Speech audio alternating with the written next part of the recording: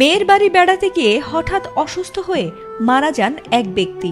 স্বাভাবিকভাবেই তার দাফনের প্রস্তুতি চলছিল, কিন্তু ঠিক সেই মুহূর্তে ঘটে এক অকল্পনীয় ঘটনা। প্রতিবেশী এক বৃদ্ধা দাবি তোলেন সুদের পাওনা টাকা না দিলে মরদেহ দাফন করতে দেয়া হবে না। এরপর জোর করে মরদেহ আটকে রেখে আদায় করেন সেই সুদের টাকা। এমন অমানবিক ঘটনার ভিডিও দ্রুতই ছড়িয়ে পড়ে সামাজিক মাধ্যমগুলোতে, আর তাতে বিষয়টি নিয়ে চারদিকে উঠেছে তীব্র নিন্দার ঝড়। চরম হৃদয় বিদারক ও অবিশ্বাস্য এই ঘটনাটি ঘটেছে চুয়াডাঙ্গার দামুড়হুদা উপজেলার চিতলা গ্রামে। ভিডিওতে ওই বৃদ্ধাকে মরদেহ দাফনে বাধা দিয়ে সুদের টাকা আদায় করতে দেখা যায়। এরপরই তীব্র জনরোষে সটকে পড়েন ওই নারী। জানা গেছে, চিতলা গ্রামের রাজমিস্ত্রি হারুন গত শনিবার মেয়ের বাড়ি বেড়াতে গিয়ে স্ট্রোকে মারা যান। রোববার সকালে তার মরদেহ গ্রামে আনা হলে শোক সন্তপ্ত পরিবার দাফনের প্রস্তুতি নিচ্ছিল, কিন্তু ঠিক সেই মুহূর্তেই প্রতিবেশী মর্জিনা খাতুন দাবি করেন, ওয়ালটন এখন দেশের সীমানা পেরিয়ে পৌঁছে গিয়েছে 50টিরও বেশি দেশে।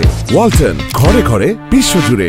মৃত হারুনের কাছে তিনি সুদের 15,000 টাকা পান, আর সেই টাকা পরিশোধ না করলে মরদেহ দাফন করতে দেয়া হবে না।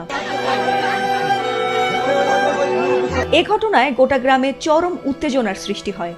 শোকাহত পরিবার মরদেহ পাশে রেখে দীর্ঘ সময় তর্ক বিতর্কে জড়িয়ে পড়ে। অবশেষে স্বজনরা অত্যন্ত কষ্টে টাকা জোগাড় করে মরদেহের খাটিয়ার উপর রাখেন, আর টাকা হাতে নিয়ে মর্জিনা দ্রুত সটকে পড়েন। এমন অমানবিক ঘটনার ভিডিও ছড়িয়ে পড়ে সামাজিক মাধ্যমে।